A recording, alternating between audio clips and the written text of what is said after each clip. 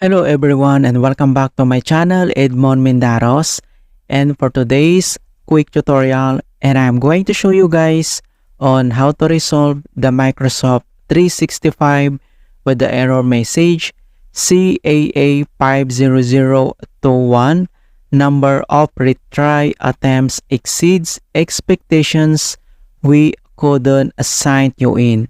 So basically about any Microsoft 365 applications, and when your device fails to register in the admin center during a user sign-in attempt. Kung paano ba natin ito i-fix, and without further ado, and let's go ahead. So all you have to do is to open up on a search menu, and dito sa search for apps, so type mo lang dito yung CMD, or ito yung tinatawag na command prompt, and then kailangan mo lang mag-right click and select mo lang dito yung run as administrator. If you receive user account control, and then i-click mo lang dito yung yes. And dito sa administrator command prompt ay kailangan lang natin i-copy itong command keyword na to, and then ilalagay ko to sa description box, and then copy lang natin yan. And then next step, so dito lang sa taas mag-right click ka lang and select mo lang dito yung edit, and then click mo lang dito yung paste, or pwede mong gamitin yung keyboard shortcut na Ctrl+B. So click mo lang yan and press mo lang yung enter. And then next command keyword na kailangan natin i-copy, so ito ulit yung pangalawa, and then copy lang natin yan. And next step, so paste natin dito, select edit, and then click mo lang dito yung paste and press mo lang yung enter. Alright, so after dito, and then close lang natin yan.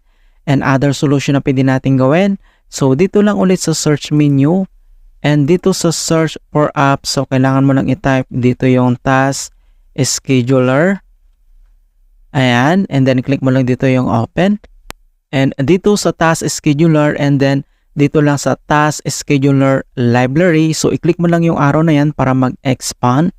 And next step ay kailangan mo lang i-select dito yung Microsoft folder, ito siya. So, i-click mo ulit yung arrow na yan para mag-expand.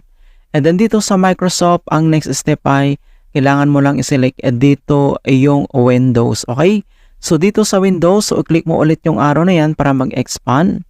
And dito lang sa Windows ay kailangan lang natin i-locate yung workplace join. Okay? So, scroll down lang tayo, and then locate natin at hanapin natin dito yung workplace join. Okay, ito siya. Right? So, dito sa workplace join, and then i-click mo lang yan one time.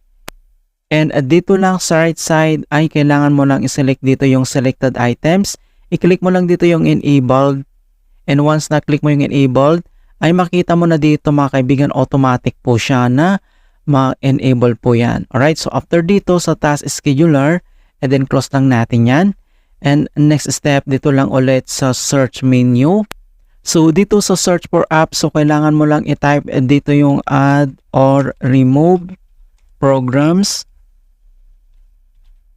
Ayan, and then i-click mo lang dito yung open. And madadirect tayo dito sa installed app. So, dito lang sa search app ay kailangan mo lang i-type dito yung Office. So, Office mo lang yung kailangan mong i-type na keyword, and then lalabas ka agad. Alright? So, makikita mo dito yung Microsoft 365 Office. And dito lang sa right side, makikita mo dito yung tatlong dot.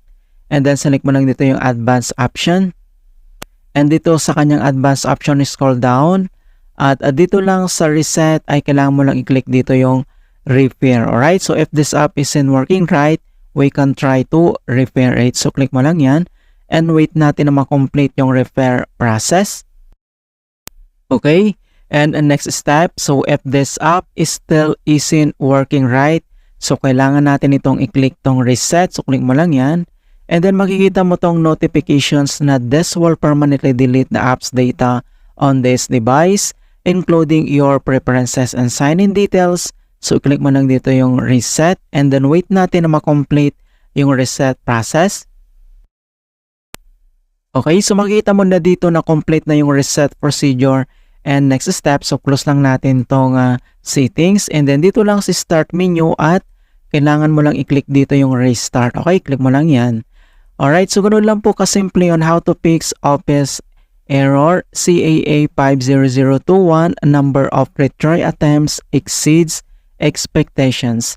And please don't forget to like this video, subscribe to my channel for more quality content. Thank you guys and see you in my next tutorial.